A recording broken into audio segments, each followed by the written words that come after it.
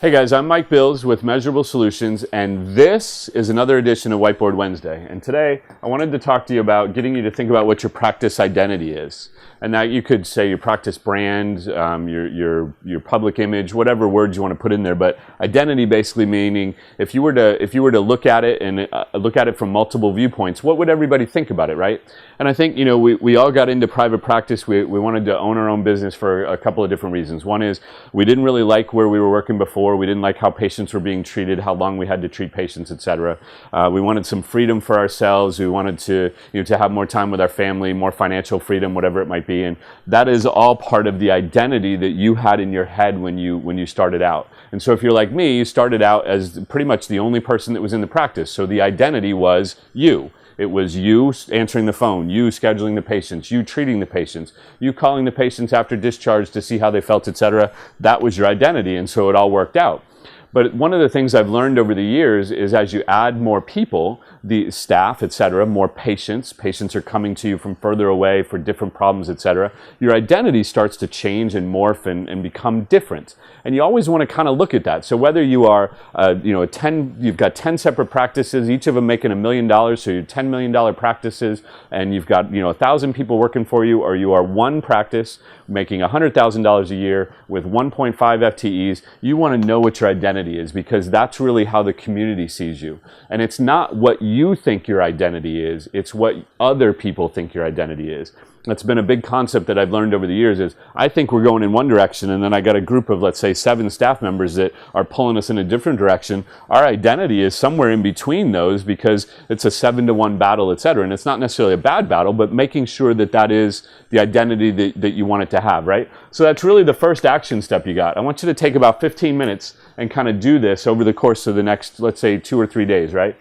I want you to list out what your ideal story is, your ideal scene. If you were dictating the direction that your identity was going to go, what would it be?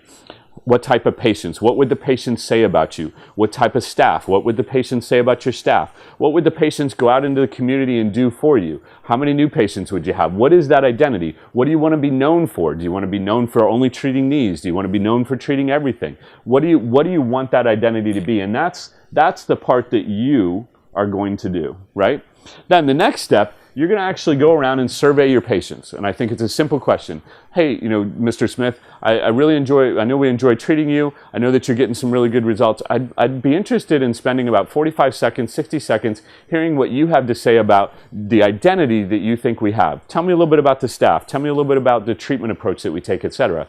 And that will tell you from the patient's viewpoint, because that's really what you want to know. From the patient's viewpoint, how do they perceive your care? You might think that they understand this whole one-on-one, or we spend 30 minutes with everybody, etc. You might think that they understand that, and that's what you want your ideal scene to be, but who knows what the patient actually perceives. So go around and do a survey of your patients.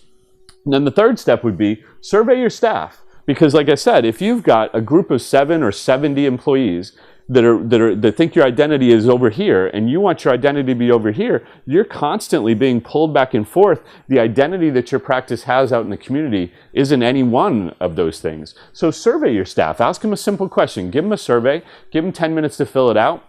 Ask them to take it home over the weekend and bring it back, whatever it is. But ask them to define what they believe your identity is. What direction do they want to go in? What do they want to be known for? Who do they want to be known as, etc.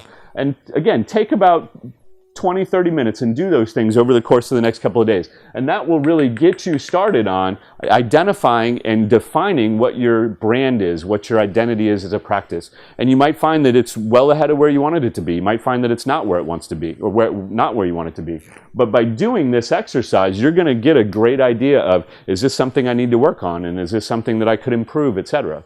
So put those action steps in. I think you'll find it pretty helpful. And again, I love to see comments down below. So please leave me some comments. Give me some ideas of some other things you guys want to hear about. We've been in business for a long time. We were having some really good experiences and some great success, and I love to share that, and I want you guys to be able to benefit from that, from everybody else's success as well. So again, thanks for tuning in, and I am looking forward to you guys being able to watch next Wednesday. It's on every Wednesday, by the way, and we will see you next week for the next edition. Take care. Have a great week.